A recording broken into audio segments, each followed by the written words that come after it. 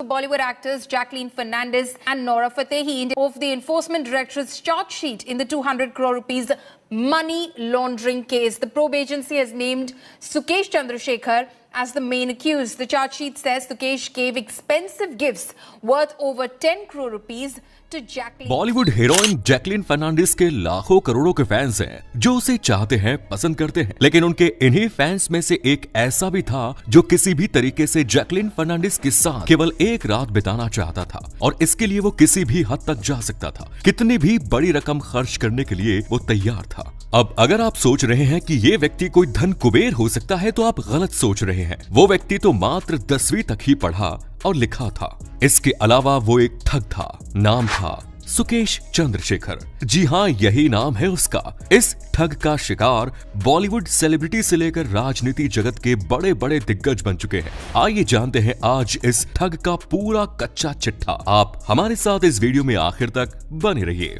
सुकेश चंद्रशेखर तमिलनाडु के मदुरई का रहने वाला था। इनके पिता विजयन चंद्रशेखर का रबड़ का कारोबार था। इसके अलावा वो पार्ट टाइम जॉब भी किया करते थे और सुकेश की मां हाउसवाइफ थी। जमीन से उठकर इनके पिता ने काफी मेहनत की और अपने आप को इस लायक बनाया कि वो अपने बेटे को शहर के एक बड़े स्कूल बाल्टविन हाई स्कूल में पढ़ा सके, जहां बड़े बड़े अमीरों के बच्चे पढ़ा करते थे।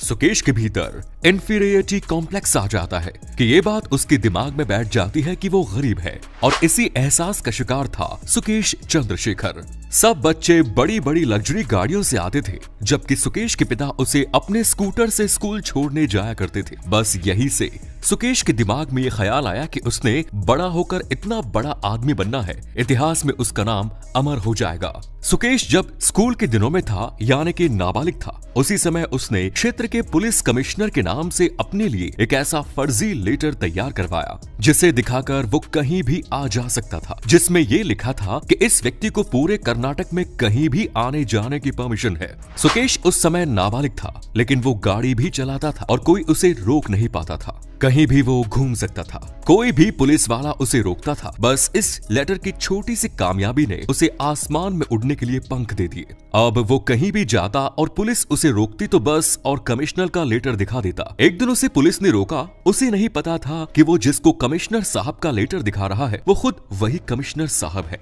कमिश्नर साहब ने लेटर देखा और वो समझ गए कि ये उनके हस्ताक्षर नहीं है। मतलब लड़का इतने समय से पुलिस को बेवकूफ बना रहा था। इसके बाद पुलिस ने उसे और उसके पिता को अरेस्ट किया।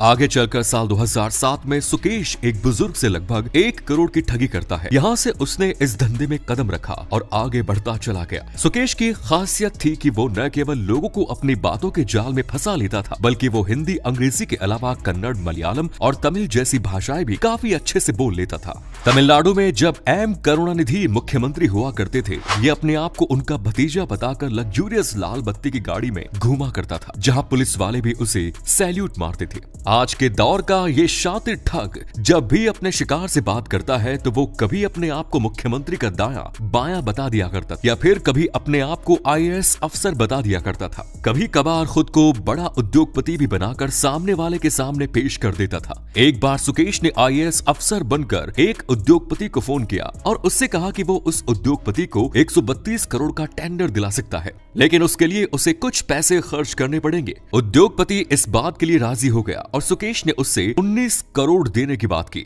उद्योगपति के पास उस समय उसने पैसे नहीं थे। उसने कैनबरा बैंक से लोन लेने की कोशिश की। लोन आसानी से नहीं हो रहा था, इसीलिए सुकेश ने बैंक मैनेजर को भी उपहार देने की बात कहकर पटा लिया और फाइनली बैंक उस उद्योगपति के खाते में 19 करोड़ ट्रांसफर कर देता है। जब भेद खुलता है तब इन लोगों को पता चलता है कि ये तो कोई ठग था और बैंक के खाते से 12 करोड़ रुपए निकाल लिए जाते हैं। बैंक खाता सीज होने से पहले ही ठग अपना काम कर चुका था। आगे चलकर उसने मलयालम फिल्म की अभिनेत्री लीना मारिया पॉल से संपर्क किया और उसे अपनी एक फिल्म में काम देने के लिए अप्रोच किया। लीना जब उससे मिलने आई तो उसने लीना को कुछ इस तरीके के ठाट बाट दिखाए कि वो इम्प्रेस हो गई। बाकायदा लाल बत्ती की गाड़ी और उसे सैल्यूट ठोकते लोग लीना को इतने पसंद आए कि धीरे धीरे वो सुकेश के करीब आते चले गए।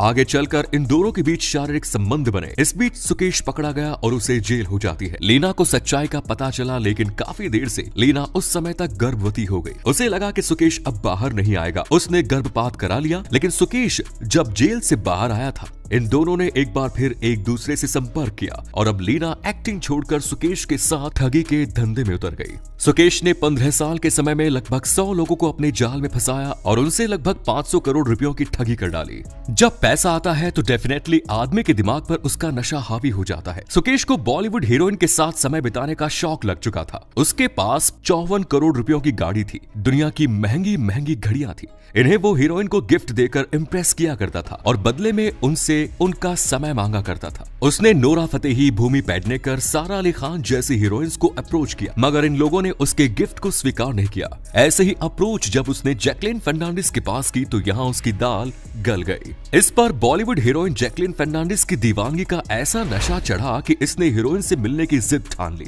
वो केवल एक ऐसे राइट कॉन्टेक्ट की तलाश में था जो उसे उसकी पसंदीदा हीरोइन से मिलवा सके। जैसे ही ये राइट कॉन्टेक्ट कंफर्म हुआ, मुंबई के एयरपोर्ट में 1.5 लाख रुपए घंटे के किराए वाला एक प्राइवेट जेट पहुंचता है, जिसमें बॉलीवुड की ये हीरोइन सवार होती है और चेन्नई के लिए उड़ जाती है। चेन्नई की हयात होटल में इन दोनों के मिलने का समय भी तय हो गया था। मुंबई से उड़ने वाला प्राइवेट जेट जब चेन्नई एयरपोर्ट पर पहुंचा तो वहां पहले से मौजूद एक हेलीकॉप्टर उस हीरोइन को लेकर हयात होटल के लिए रवाना हो गया। आखिरकार सुकेश चंद्रशेखर जिस हीरोइन के सपने दिन रात देखा करता था, आज वो उसके सामने थी। इसके बाद दोनों ने एक रात का क्वालिटी टाइम एक दूसरे के साथ स्पेंड किया और फिर वो हीरोइन वापस मुंबई आ गई। आगे चलकर सुकेश चंद्रशेखर ने हीरोइन के अमेरिका और ऑस्ट्रेलिया में रहने वाले भाइयों और बहनों को लगभग 7 करोड़ रुपए गिफ्ट किए, जिसमें महंगी महंगी गाड़ियां भी शामिल थी। मगर जैकलीन सुकेश की सच्चाई को नहीं जानती थी।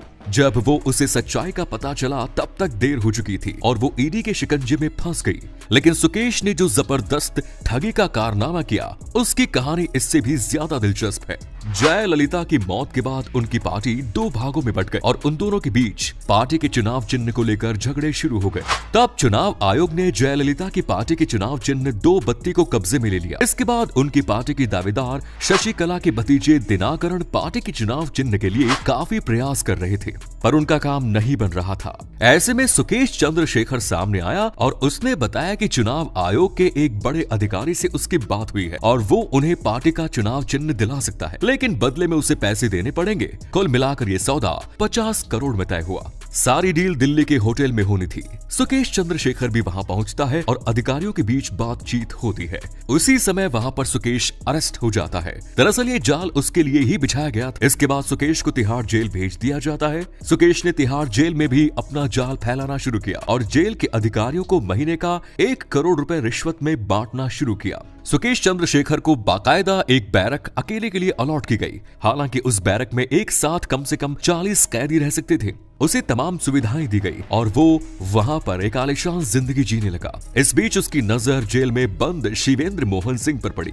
जेल में शिवेंद्र के बड़े भाई मलविंदर सिंह भी बंद थे।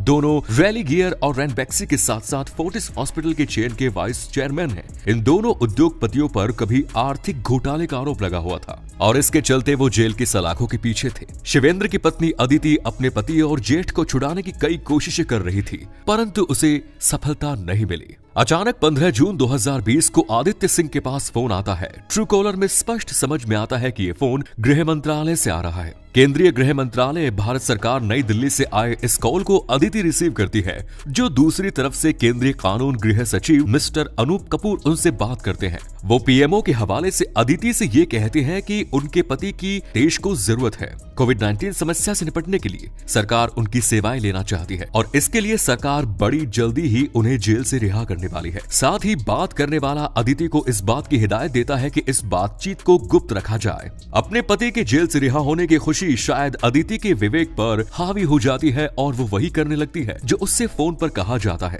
अदिति सिंह से फोन पर पार्टी फंड में पहले तो 20 करोड़ देने की बात की जाती है, लेकिन आगे चलकर उससे साल भर में लगभग 40 बार और पैसे लिए जाते हैं और इस तरह करीब 200 करोड़ रुपए ठग लिए जाते हैं। बड़ी मात्रा में पैसों को निकाला जाता है। ईडी की नजर में आ जाता है ये, और फिर जब पूछताछ होती है तो सारा भेद खुलकर सामने आता है। पुलिस तिहाड़ जेल तक पहुंचती है तो उसे पता चलता है कि ये सारा खेल जेल में बैठकर सुकेश चंद्रशेखर खेल रहा था। उसे जेल अधिकारियों की मदद से मोबाइल मिल गया और जेल में ही शिवेंद्र के रूप में उससे अपना अगला शिकार भी, जिससे उसने 200 करोड़ रुपए ठग लिए। चुनाव अधिकारियों के साथ मिलकर रिश्वत लेने के साथ साथ अब सुकेश चंद्रशेखर पर 200 करोड़ रुपयों की ठगी का मामला भी सामने आ चुका था।